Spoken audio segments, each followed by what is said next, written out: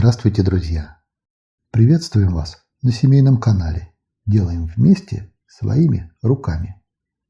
С вами, как всегда, Андрей и Наталья.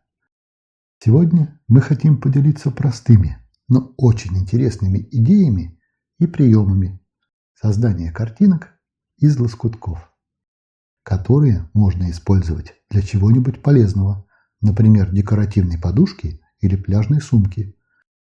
Все очень просто.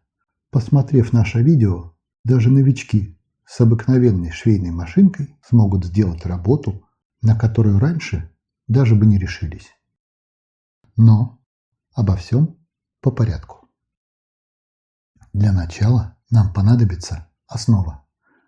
В качестве основы мы выбрали однотонную, довольно плотную, но не слишком толстую ткань, которая практически не растягивается ни по долевой, ни по поперечной нити. Теперь вырезаем кусочек нужного размера и сразу обрабатываем края ткани, потому что во время работы мы будем много ее вращать, и если этого не сделать, края распушатся и нитки посыплются. Подготовили основу. Теперь рисуем эскиз на листочке в клеточку, так как по клеточкам проще ориентироваться. На эскизе мы изображаем основной замысел, определяемся с композицией, формой, количеством и цветом объектов. Эскиз будет служить нам ориентиром в процессе работы. Некоторые элементы и детали могут измениться, но основной замысел все равно останется прежним. Нарисовали эскиз. Теперь берем лоскутки подходящего цвета и примеряем их к основе. Прикладываем, отмеряем по месту. Прочерчиваем линии на лоскутках швейным мелком или терморучкой, а потом отрезаем. Начинать лучше с самых крупных элементов композиции. Вырезали большие элементы композиции. Закрепляем их на основе с помощью булавок, а краешки подклеиваем клеевым карандашом. Мы используем цветной клеевой карандаш, который не оставляет следы и разводы. Карандаш обыкновенный. Если кому-то интересно, ссылку на карандаш оставлю в описании под видео. Подклеили наши детали. Теперь фиксируем их на основе свободно ходовой стежкой, подобрав нитки по цвету. Можно пришивать, конечно, и прямой строчкой, мелким шагом, но свободно ходовой проще и быстрее. Прокладывая строчку по краю, мы преследуем две цели. Во-первых, фиксируем лоскутки, во-вторых, укрепляем края джинсовой ткани. Поэтому мы прокладываем строчку вдоль края несколько раз, иначе нитки будут сыпаться, а края распушаться. Пришили крупные элементы. Согласно эскиза, делаем наброски мелких элементов на ткани термоисчезающим мелком или терморучкой. Меня часто спрашивают про терморучки, лапки для швейных машинок и прочие материалы, которыми я пользуюсь. Если вам тоже интересно, ссылку оставлю в описании под видео. Сделали наброски мелких элементов. Подбираем лоскутки по цвету и вырезаем сразу по месту, в размер. Это очень важный этап работы. От расцветки и принта лоскутков во многом зависит внешний вид композиции. С расцветкой большей части элементов определились. Теперь приклеиваем лоскутки на отведенные им места клеевым карандашом. Собрали композицию, закрепляем элементы с помощью швейной машинки. Пришивать лоскутки начнем с середины, чтобы ткань не морщилась и не пузырилась. А чтобы строчки были прямыми, симметричными и ровными, рисуем под них разметку терморучкой. Так как лоскутки у нас разных цветов, в процессе работы будем подбирать нитки, где-то контрастные, а где-то под цвет ткани. Пришивать лоскутки начинаем с середины прямой строчкой с мелким шагом.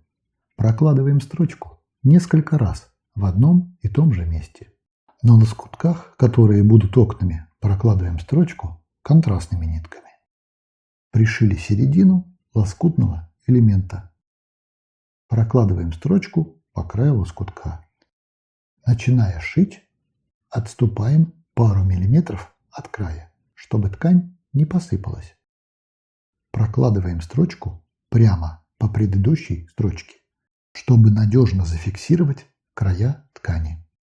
Прямую строчку проще прокладывать прозрачной лапкой, так строчку хорошо видно и ее удобно контролировать. А если углы скругленные, то шьем лапкой для свободно ходовой стежки. Прошили элемент, сразу подрезаем торчащие из-под шва нитки.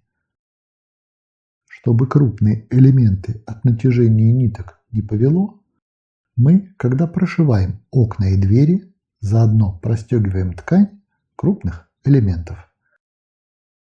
Когда пришиваем отдельные элементы композиции на основу или делаем вышивку, чтобы ткань от натяжения ниток не деформировалась, подкладываем небольшие лоскутки ткани с обратной стороны основы и крепим их булавками.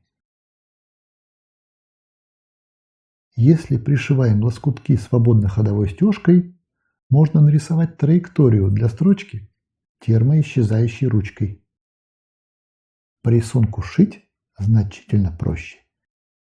И может получиться нужный орнамент из строчек. С маленькими элементами тоже все просто. Терморучкой рисуем изображение на лоскутке, а потом с помощью клеевого карандаша фиксируем лоскуток на основе. С обратной стороны основы, чтобы ее не повело, под лоскуток с изображением подкладываем ткань и фиксируем ее булавками. А потом прошиваем изображение свободно ходовой стежкой. Прошивать картинку тоже начинаем с середины, иначе получим морщины и пузыри из ткани. Чтобы рисунок было хорошо видно, используем контрастные нитки и прокладываем 3-5 строчек по нарисованной линии. Идея здесь следующая. Первую строчку прокладываем просто, по рисунку. Второй и третий будем закрывать, сглаживать те места, где рука дрогнет и строчка окажется неровной. 4-я и 5-я строчки для того, чтобы выделить или стилизовать рисунок. Прошили картинку свободно ходовой стежкой. Обрезаем лишнюю ткань небольшими ножницами, отступая от строчки 1-2 мм. Чем меньше ткани будет торчать, тем лучше. Чтобы наполнить композицию разными деталями, с помощью швейной машинки сделаем простенькие вышивки. Кирпичики и всякие мелочи все равно, какой строчкой вышивать. А в общем-то технология практически одна и та же. Терморучкой рисуем небольшое деревце. Шить будем лапкой с открытым мысом и контрастными нитками. Прямой строчкой прошиваем веточки и ствол деревца. Когда нужны отчетливые очертания, используем прямую строчку. А когда нужно создать объем, используя полукруглые линии, мы шьем свободно ходовой стежкой. Чтобы края крупных джинсовых лоскутков выглядели аккуратнее, дополнительно обрабатываем их зигзагом с помощью лапки с открытым мысом. Ну вот, смотрите, что получилось. Вполне симпатичная картинка на обыкновенной швейной машинке. Все просто, никакого волшебства. Так может каждый. Получается, что для изготовления практически любой картинки аппликации нужны всего 3 строчки. прямая, зигзаг и свободно ходовая.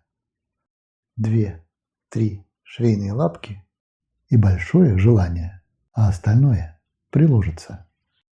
А на этом на сегодня у нас все. Если вам нравится то, что мы делаем, подписывайтесь и пишите нам.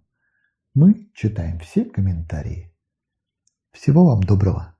До свидания.